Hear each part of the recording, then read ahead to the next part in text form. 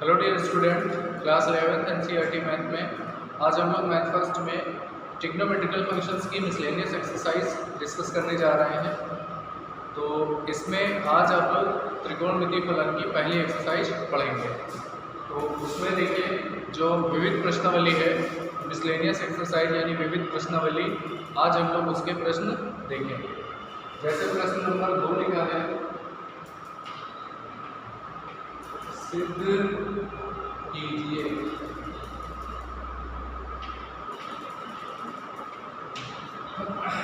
और प्रश्नावली है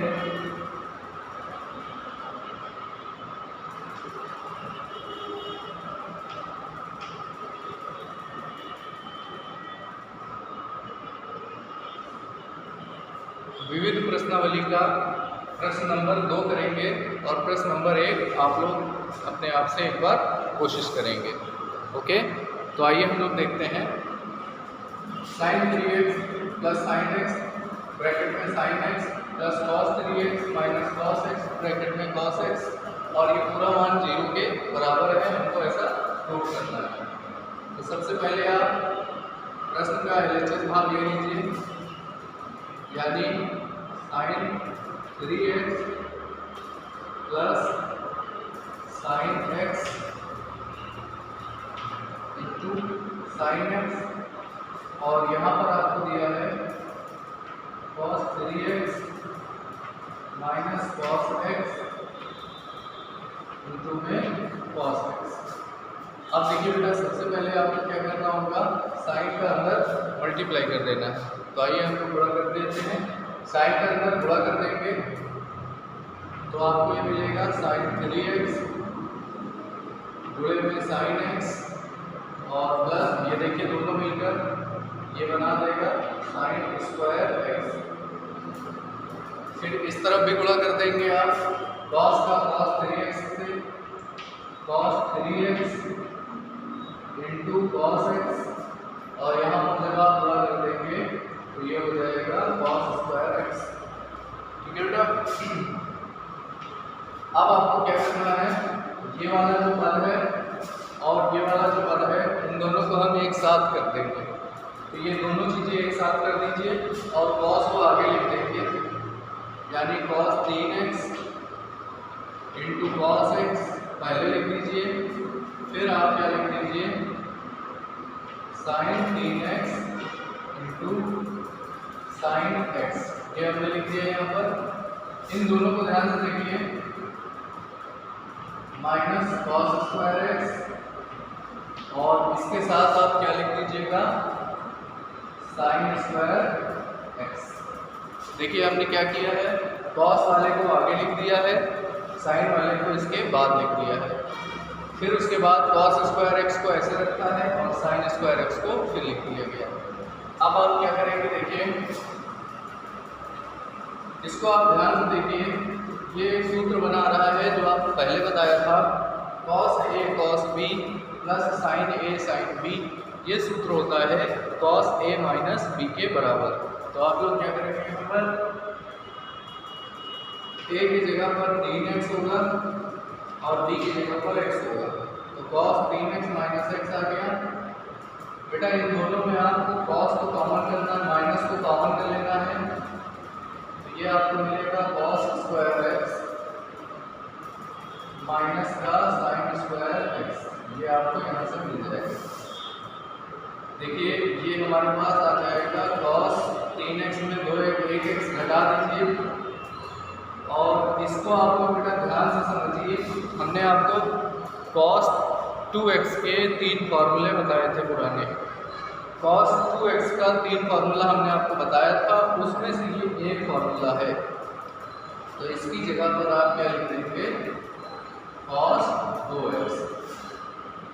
ठीक है, अब क्या आएगा बच्चों, cos 2x minus cos 2x, और इसको आप काट दीजिएगा, ये आ गया 0 के बराबर, और यही हमारा क्या बन जाएगा RHS।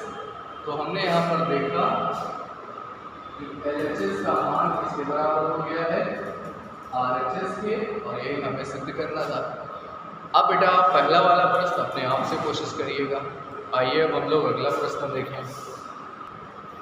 अगला क्वेश्चन है, देखिए यहाँ पर क्वेश्चन नंबर 3, क्वेश्चन नंबर 3 मैं आपको बताता हूँ और क्वेश्चन नंबर 4 आप लोग अपने आप से ट्राई करेंगे।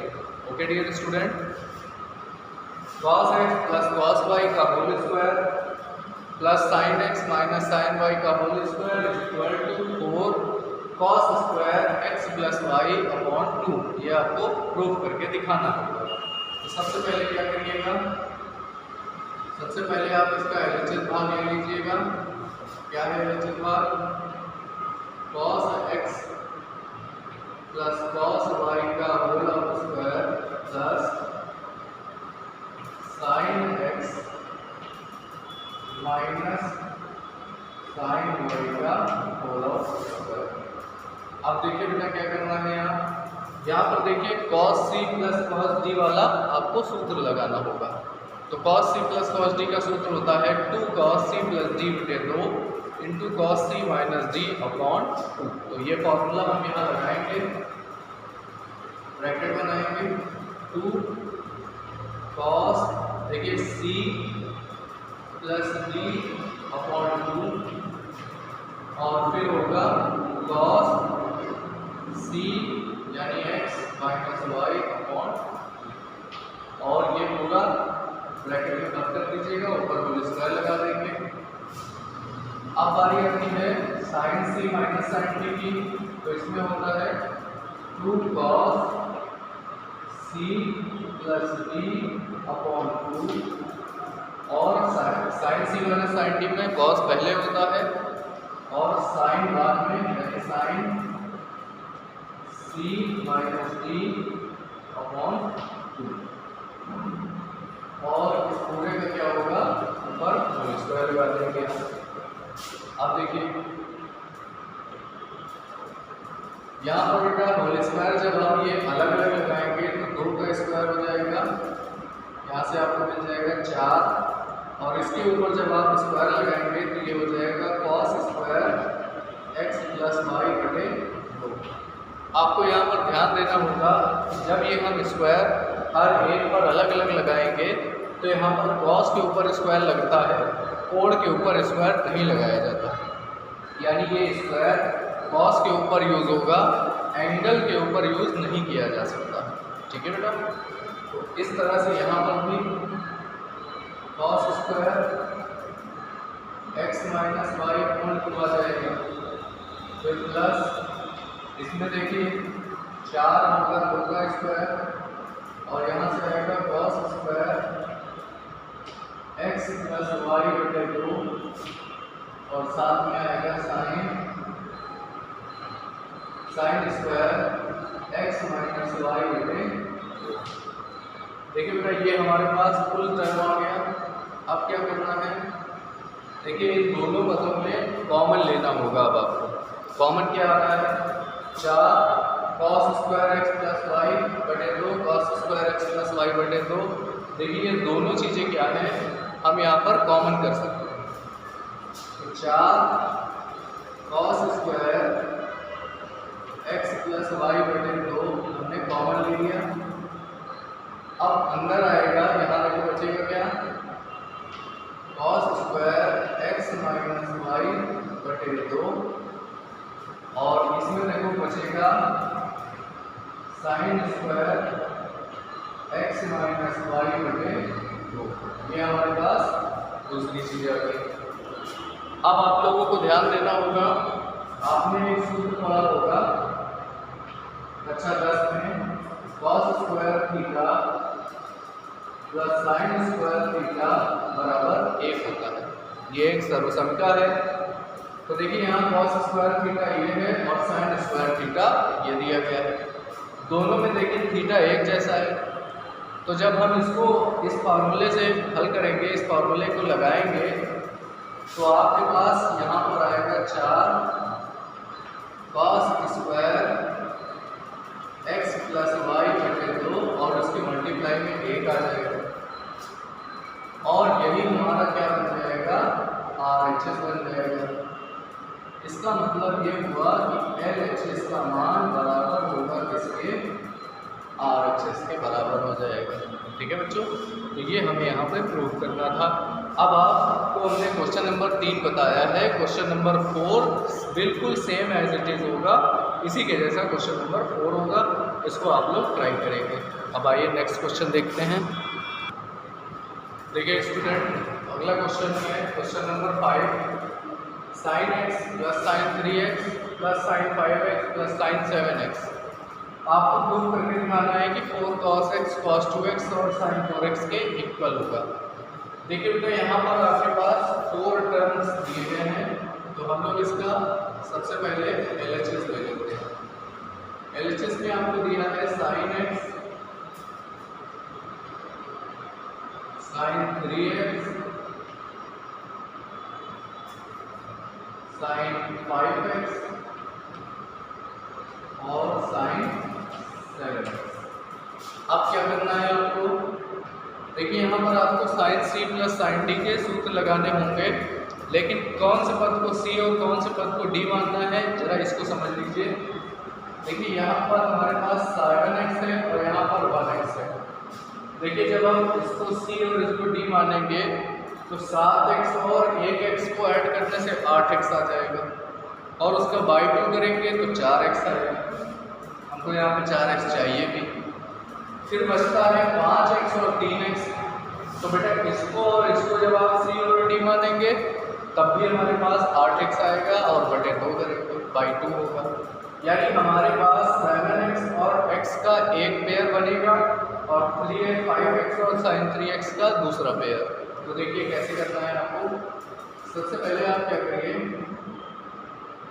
sin 7x और sin x आप इन फर्स्ट और लास्ट को एक साथ कर लीजिए, और इसके बाद sin 5x और sin 3x ये दोनों टर्म्स को एक साथ कर लीजिए। अब क्या करेंगे आप, sin c plus sin d का इसमें फॉर्मूला लगा दीजिए।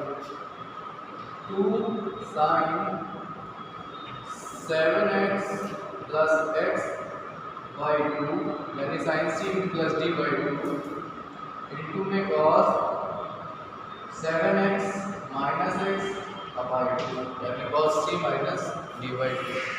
अब आप इसमें देखिए, इसमें भी sin c plus sin d का सूत्र होगा 2 sin 5x 3x अपॉन 2 यानी sin c plus d by 2 into में cos 5x minus 3x by 2। यहाँ पर भी हमने सूत्र लगा दिया sin c plus sin d का। अब बच्चों इसको और आगे भी करिए, 2 sin, देखिए 7 और 1 8 होगा और 2 से भाग करेंगे जब आप तो यहाँ पर 4x आ जाएगा। इसको देखिए, 7 में 1 गया 6 बचा और 3 2 से भाग कर दोगे तो आपको cos 3x मिल जाएगा।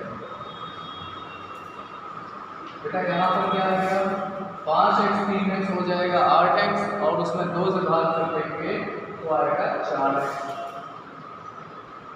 5x में 3x गया तो 2x बचा और भाग कर देना तो 1x आ जाएगा। अब बेटा आप लोग जरा ध्यान से देखिएगा, इन दोनों पदों में कॉमन क्या आ रहा है, इन दोनों टर्म्स में कॉमन क्या है। तो कॉमन है 2 sin 4x। देखिए ये दोनों में कॉमन आ गया, तो यहाँ पर क्या है cos 3x और यहाँ पर क्या है cos x। देखिए ये हमारे पास बच जाएगा। अब आपको इसमें भी फॉर्मूला लगा देना है, तो क्या आएगा देखिए 2 sin 4x, ऐसे ही यहाँ आएगा cos c plus cos d यानी 2 cos 3x plus x upon 2 और इंटू में आएगा cos 3x minus x upon 2। कितना आ जाएगा। अब ध्यान से देखिए, यहाँ पर क्या आएगा, ये बेटा है 2 और यहाँ पर भी है 2, तो देखिए ये 2 और 2 का मल्टीप्लाई हो गया तो ये आ गया 4।